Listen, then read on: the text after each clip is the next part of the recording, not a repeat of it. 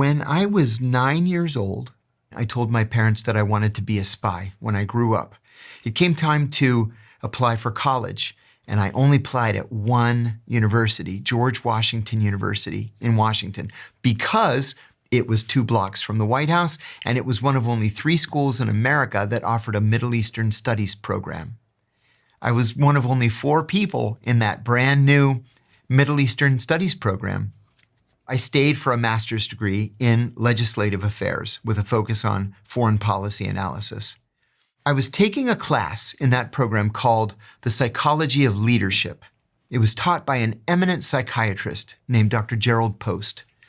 And he gave us an assignment one day where we had to shadow our bosses. We had to just follow our bosses for a week. Your bosses? Yeah, I worked at a labor union called the United Food and Commercial Workers Union. And so we were just supposed to follow our boss around for a week and then write a psychological profile.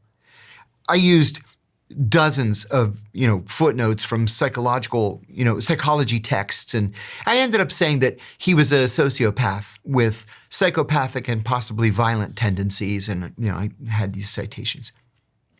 I passed the paper in. Dr. Post gives it back to me a week later, gave me an A, and then he wrote, "Please see me after class."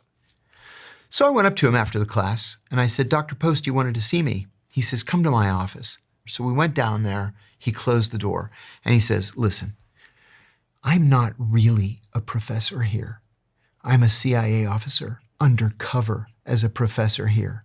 And I'm looking for people who would fit into the CIA's culture. I think you would fit into the CIA's culture. Would you like to be a spy?" And I said, "Yes, I would." He picked up the phone and called a number and he said, "Bob,